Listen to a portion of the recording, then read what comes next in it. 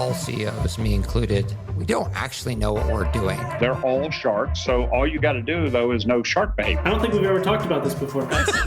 We can capture all of the wallet share. First place you start is with the product. That's just the first nut.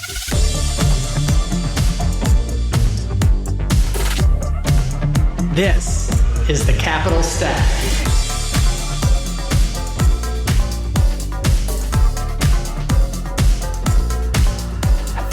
Hey everybody, this is David Paul, the host of the Capital Stack podcast, where I talk to founders, operators, and investors about all things value creation and startups. Today I am going to be speaking with the operator class of Persona, and I'm going to talk to a person that I've got extremely high regard for. Her name is Tori Barlow. She is a marketing genius. She has been involved in one of the greatest comeback stories in MarTech, Allbound, which was just sold to Invictus Partners. And we're going to talk all about B2B customer acquisition and whatever else Tori wants to talk about. So, woo, this is great. I'm pumped. Thanks for having me, David. What do you want to talk about? Oh my God, what is there to talk about in marketing? It's like never changing, I guess, right? I think why don't we talk about the Allbound story? I had so much fun, and I'm still having fun there. But maybe we could start there. Okay, so tell me about how we met and where you came from and your journey at Allbound. So we met at my time at Allbound when you were there as well as an investor. I came on 2019 and knew the CEO from a prior work relationship at PGI, Daniel Graff Radford, and he called me up one day and was like, "Hey, do you want to do marketing for this startup based in Phoenix? It's like a 20-person company at the time, and you can kind of unleash your marketing." And I was like, absolutely. I would love to work with Daniel again. So came on and, at the time it was myself and a marketing specialist, Ali Spheric. Did he tell you about how much of a train wreck the company was before you joined? No, Daniel would never do that. Yeah. So he wasn't telling you that it was $1.5 million in revenue. It was churning about 50% of their customers. The majority of their customers were actually still in implementation and were sold something they didn't even know what it was. I think I found out that after I joined. But nonetheless, was still excited. I think from a marketing perspective, started really from the ground up. We can get to that maybe in a bit, but it's been a whirlwind, the last four years. I think it'll be 4 years this next month. And where I come from is I kind of ping-ponged. So I started at agency life, digital marketing, got my whole, spiel in paid search, SEO, that sort of thing. Had no idea what that was when I first got started. Then learned that, then went in-house to a large, company, PGI, in Atlanta, where I, learned a lot of the SEO pieces from a management perspective and paid search. Then went back to agency, and now I'm here at Allbound. So in-house and agency are kind of my thing, I guess. Mm-hmm. And so would you say, in the marketing profession, there is a ton of different disciplines, right? There's the branding, there's the strategy, there's content, there's DemandGen. Where would you say that your skill set was really sharp? There's so much, yeah. And I think it takes a lot to figure out how you want to build a marketing team at a smaller company like Allbound was a couple of years ago. But yeah, I'd say I fall in the DemandGen side pretty well. That's where my background is, and more of the digital marketing piece, I would say.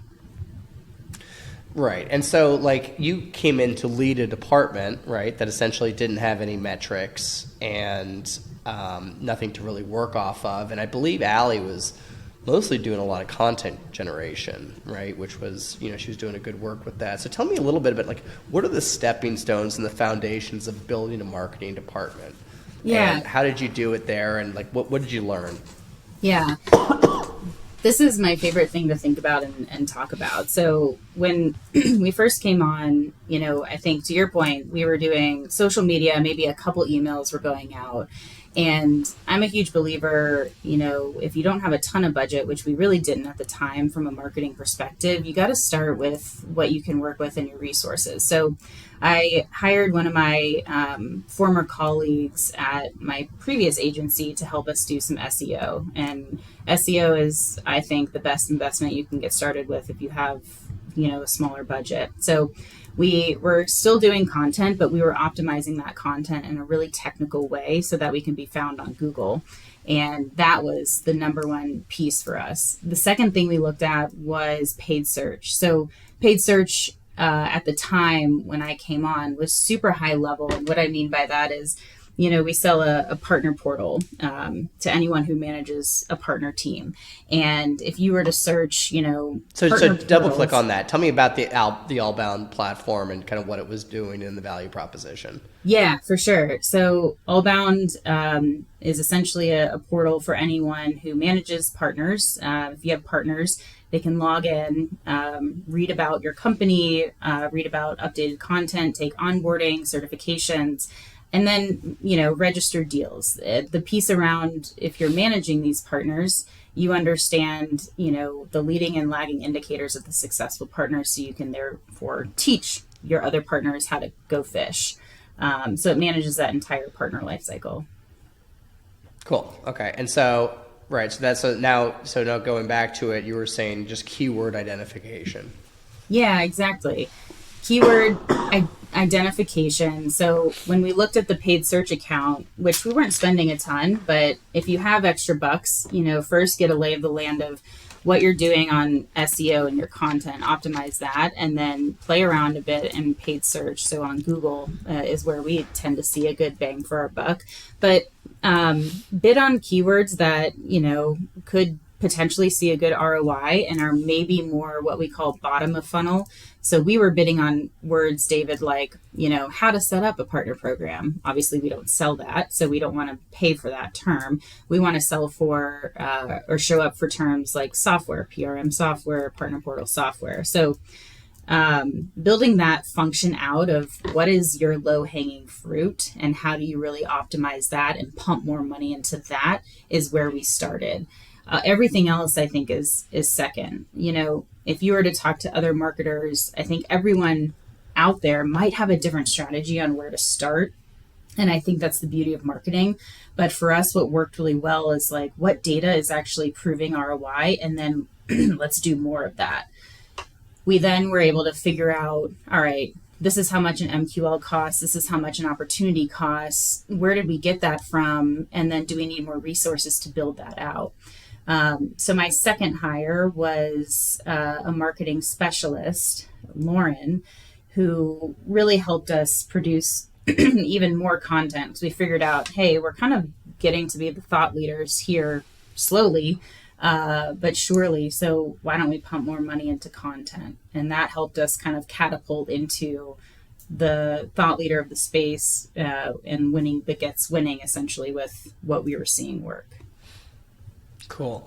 And so how were you able to distribute your content? Because just posting it on your blog, I mean, that's one thing, but you really need to get it kind of out into the network. So how did you think about using other people's distribution and, providing value from that perspective?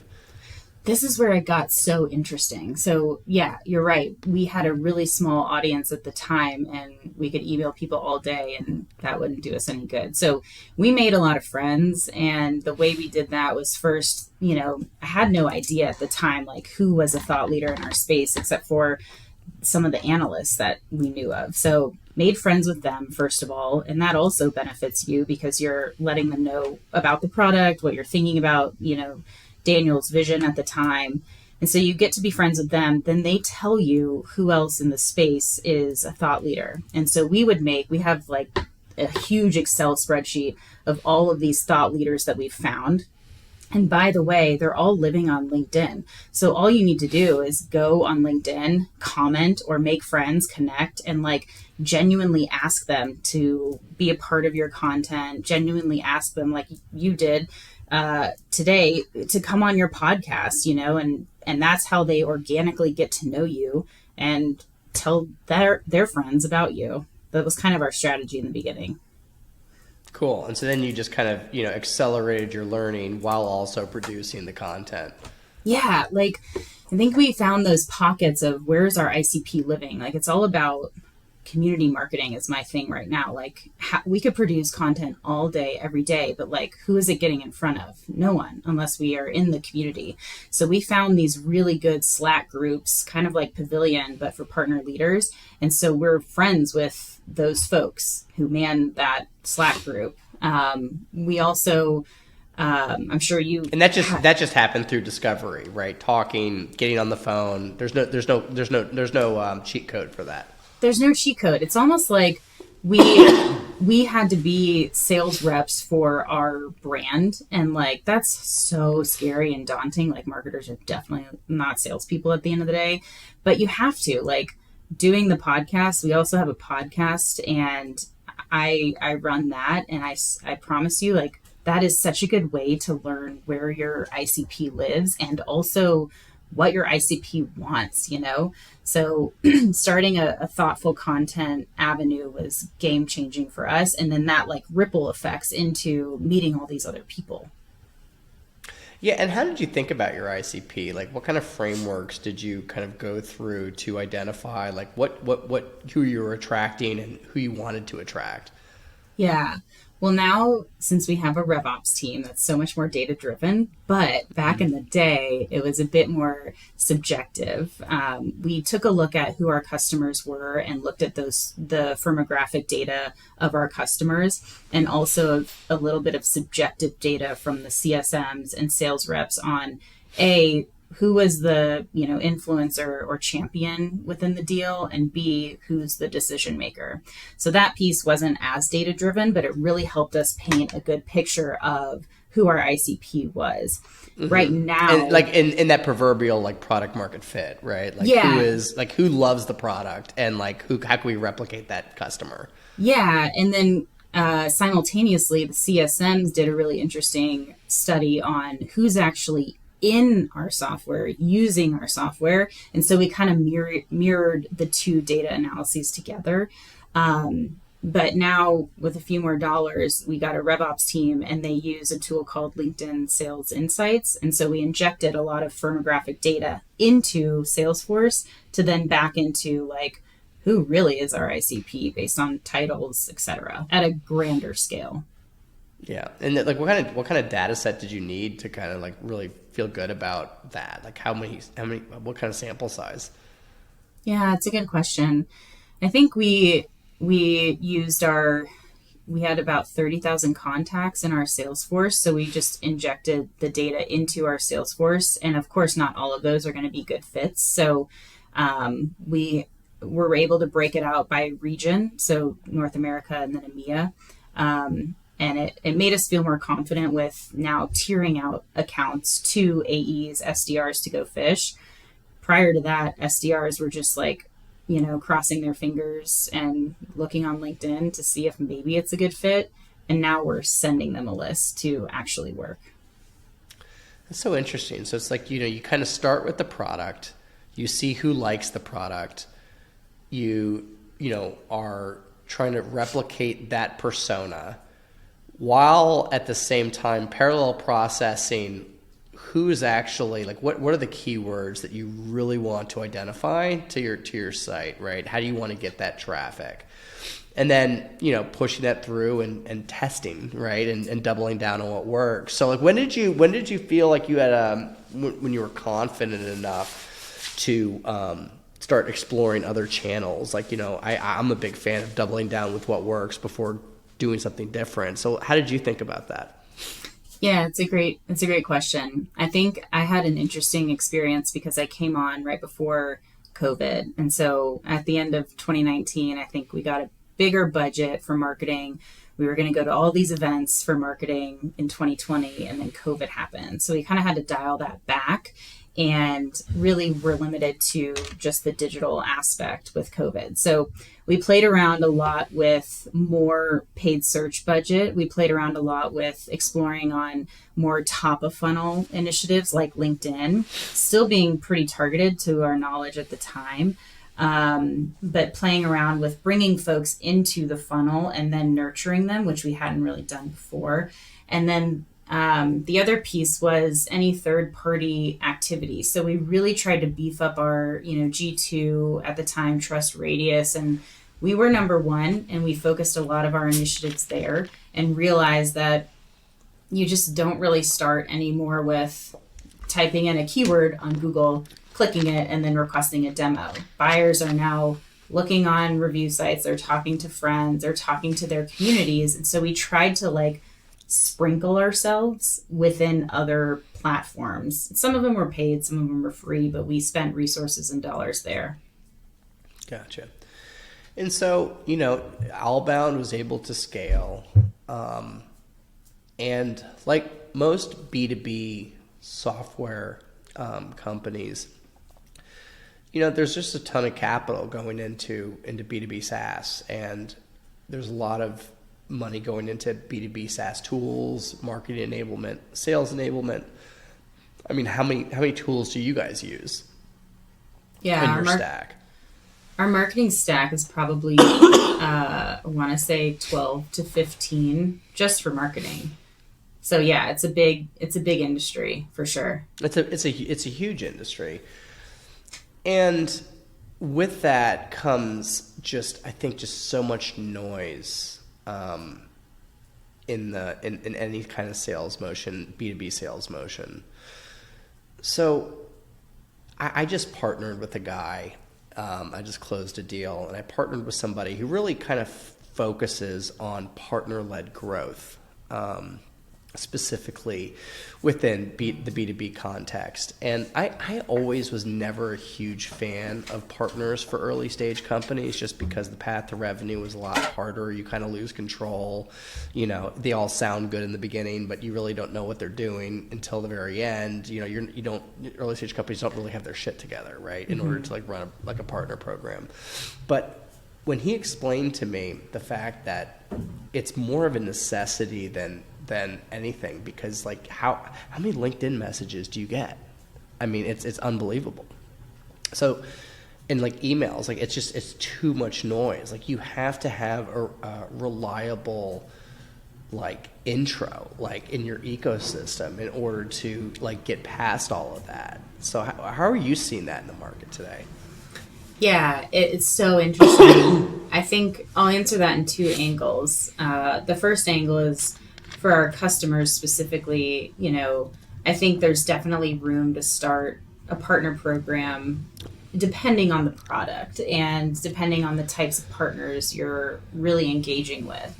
We have customers that have scaled with us as a startup, 5 million ARR company that are now over 100, and they started with partners and they're 100% partner sourced. It just depends, I think, on buy-in from the rest of your company and specifically your CEO, and how much of a movement it is to really bring on partners, nurture them. You can't just sign a contract anymore and have a partner agreement. It's just not going to work. So I think there's different. It costs money. The idea that you're just going to sign something and all of a sudden all these deals are going to be thrown to you is it's an actual relationship. You have to nurture it and meet with them, whatever. The funny thing is we're starting our own partner program here at Allbound, and I'm excited to be a part of that and have helped create that. But we're starting really small. We get requests all the time to partner with people, and we're being very choosy, and I think that's the key to it. So we're starting with referral partners, and literally 2, nothing immense, but we're already starting to see the fruit of that labor.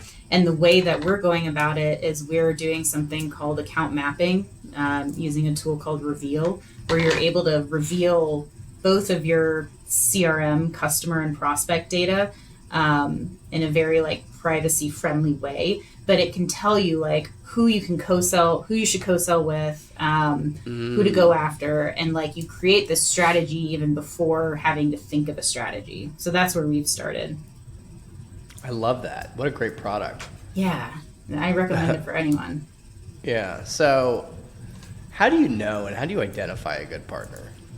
Yeah, that's a good question. I think you have to first, as a company, think through like what are your goals? You know, what are your company goals? And if you're off like on a different island as a partner manager, thinking through, hey, I want to bring on these partners, you might just be kind of running in circles at the end of the day.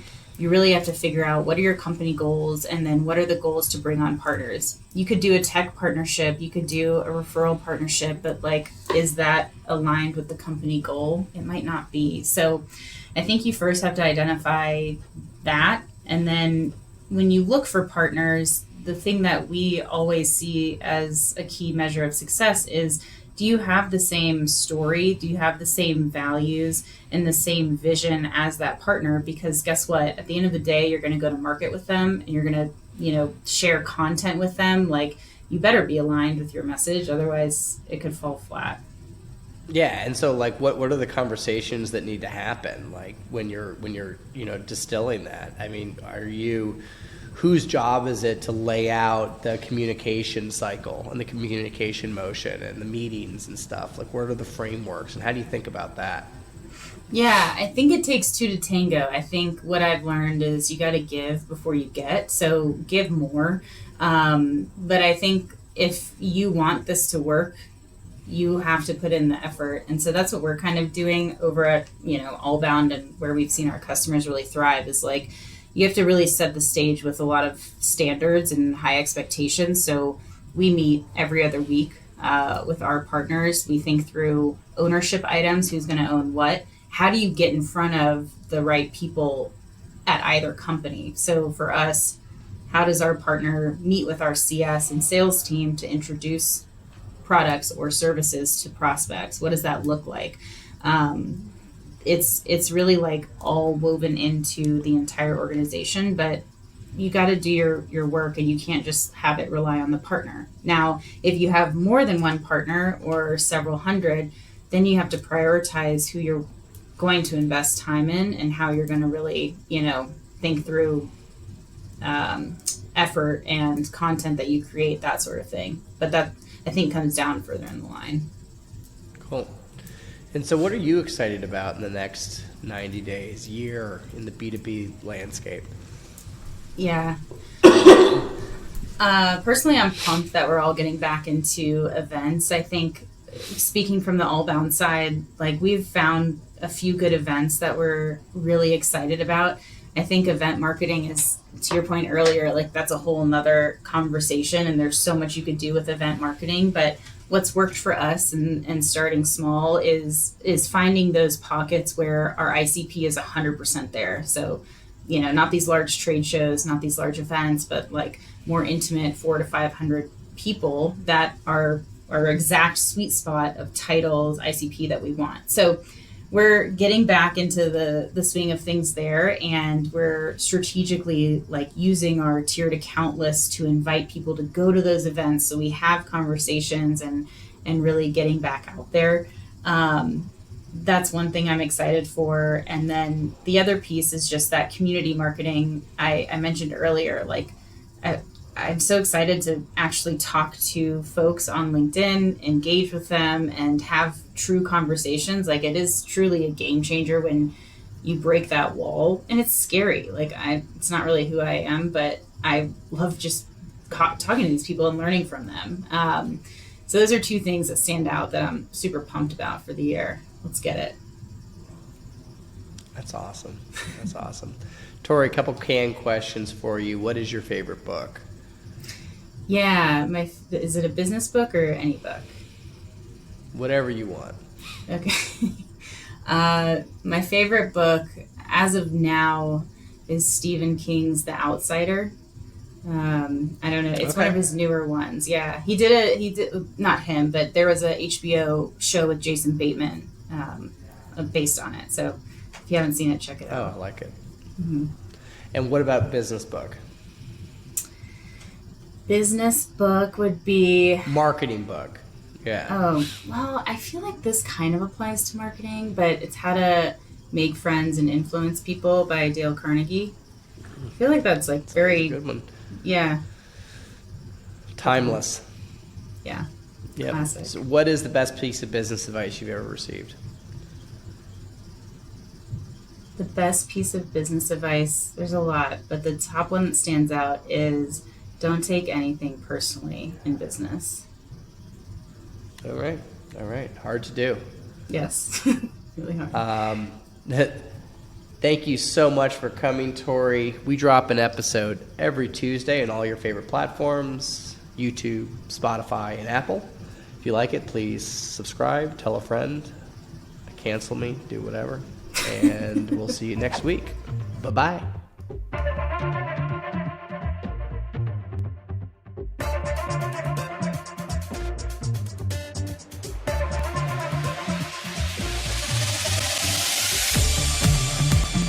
Thank you for tuning in to the Capital Stack Podcast. Make sure to share this with someone you know that can benefit from this content. Remember to support this show by rating, reviewing, and subscribing. David Paul is the founder and general partner at DWP Capital. All opinions expressed by David and podcast guests are solely their own opinions and do not reflect the opinion of DWP Capital. This podcast is for informational purposes only and should not be relied upon for decisions. David and guests may maintain positions in the securities discussed on this podcast.